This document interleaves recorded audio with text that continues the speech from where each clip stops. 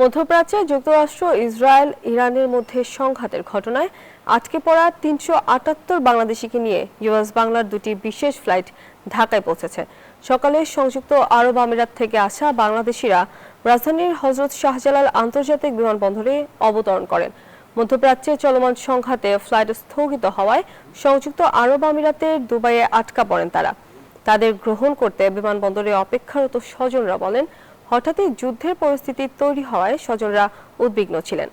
যোগাযোগ করলে কিছুক্ষণ পরপরই মিসাইল হামলার খবর পাচ্ছিলেন। এতে পরিবার পরিজনরা আতঙ্কিত হয়ে পড়েন। এদিকে যুদ্ধের দামামায় ঢাকা থেকে বাতিল হয়েছে আরও 34টি ফ্লাইট। যুদ্ধ যেরকম একটা থাকে এরকম সবাই ক্যাম্পের মধ্যে কেউ থাকে নাই, সবাই বাহিরে। কারণ ওইখানে তো অ্যালার্ট করা হয়, ঠিক আছে, ইয়ার মাধ্যমে, SMS এর মাধ্যমে। একমাত্র যারা এই আমেরিকান ইয়েগুলি আছে, ঘাঁটিগুলি আছে, ওখানে দুই জায়গায় আক্রমণ হয়েছে। আর আমেরিকান যারা অবস্থান করছে হোটেলগুলিতে, ওই হোটেলগুলিতে আক্রমণ করছে। আমরাও কান্নাকাটি করছি এখানে। আমরা যে জায়গাটায় থাকি ওই জায়গাটা আক্রমণ বেশি হয়েছে। দর্শক, এই বিষয়ে আরো বিস্তারিত জানাতে বিমানবন্দর থেকে সরাসরি যুক্ত হচ্ছেন সহকর্মী নাইমাল জিকো। জিকো, আমাদেরকে জানাবেন সেখানকার সর্বশেষ কি পরিস্থিতি আপনি দেখতে পাচ্ছেন? বিকাশ পেমেন্টে 10,000 টাকার বেশি অফার। শপিং চলছে তো? ধন্যবাদ আপনাকে। যেমনটি বলছিলেন যে মার্কিন এবং ইসরায়েলের সাথে যে ইরানি যে সংঘাত চলছে তাতে কিন্তু পুরো অস্থিরতা ছড়িয়ে পড়েছে মধ্যপ্রাচ্যে জুড়ে, এবং এই মধ্যপ্রাচ্যের দেশগুলোতে কিন্তু এরই মধ্যে আকাশসীমা যেহেতু বন্ধ করা হয়েছে সেহেতু আটকা পড়েছে অসংখ্য বাংলাদেশি।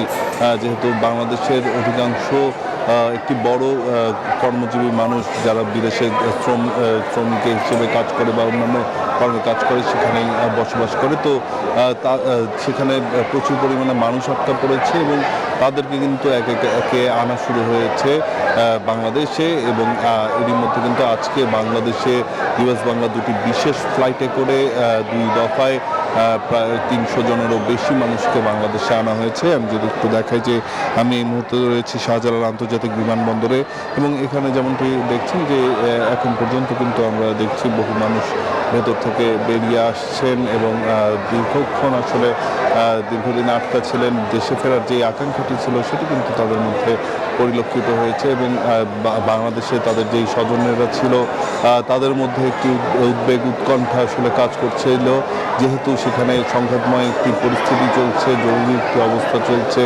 এবং সেখান থেকে আসা যারা ব্যক্তিরা রয়েছেন তারা আমাদেরকে জানিয়েছেন যে তারা যে সমস্ত এলাকায় থাকতেন সেই সমস্ত এলাকাতে বা আশেপাশের এলাকাতে কিন্তু এই ধরনের ঘটনা, মিসাইল হামলার থেকে শুরু করে যুদ্ধের যেই আলামত সেগুলো তারা কিন্তু পরিলক্ষিত হয়েছে। তো তাদের মধ্যেও আসলে আতঙ্ক একটু ছড়িয়ে পড়েছিল যে প্রিয়জনদের সাথে আসলে তাদের শেষ পর্যন্ত শেষ দেখাটি হবে কিনা। তো দেশের মাটিতে পা রেখে বুক ভরে শ্বাস নিচ্ছেন এবং প্রিয় মানুষগুলোর সাথে দেখা করছেন তারা।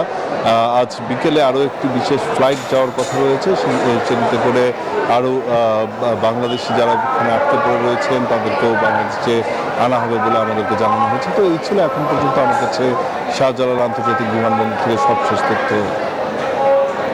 জিকো, ধন্যবাদ আপনাকে।